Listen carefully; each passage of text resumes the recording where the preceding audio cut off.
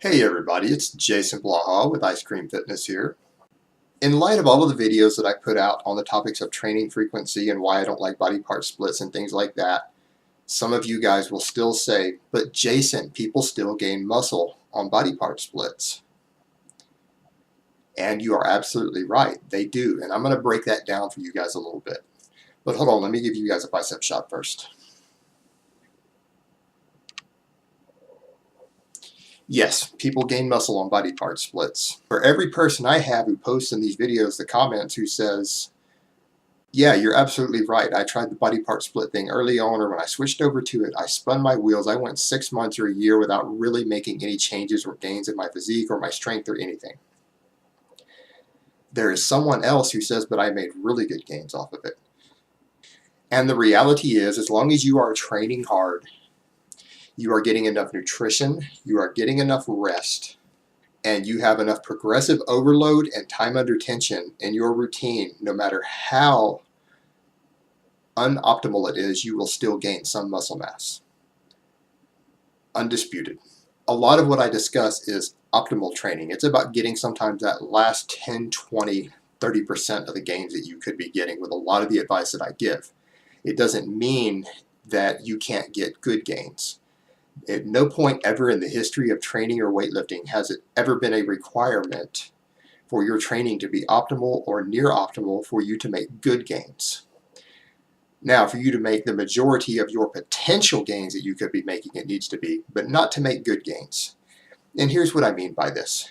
Let's say that as a raw number, you can only make somewhere between 50 and 70% of the potential gains on a really hard training body part split that you could on a more appropriate routine for you.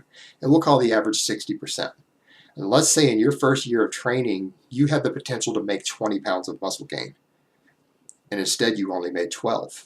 12 pounds of muscle is a lot of muscle. It will make a very noticeable difference to your physique.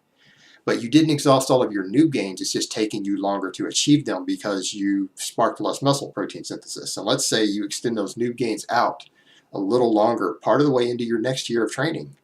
And so let's say you put on another 8 pounds of muscle in that second year, while your total maximum potential might have been to make 20 pounds and then another 9 or 10 the second year. You've still put on 20 pounds of muscle instead of 30. You've made, around 60 to 70% of the progress you could have made. But 20 pounds of muscle on just about anyone, if you gain 20 pounds of muscle, you're going to look like a completely different person.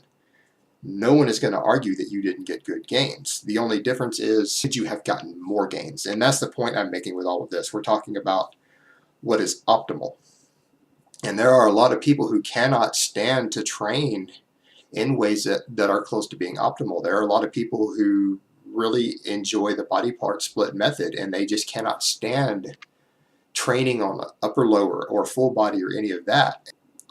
Would I tell those people that they have to abandon the style of training that they are motivated to use just because they could physically be making some better gains on something else, but they might not be as psychologically motivated on it?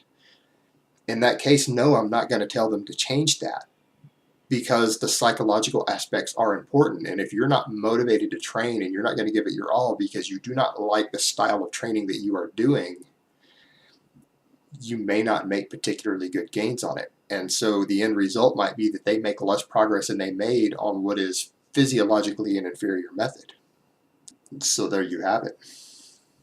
It isn't always that clear cut and dry, even though we know from the research and the science and how the body works that something is always more optimal. It doesn't mean that a person cannot make good progress doing something differently. Alright guys, that's really all I have to say on that today. I hope this has been informative, and I will talk to you next time.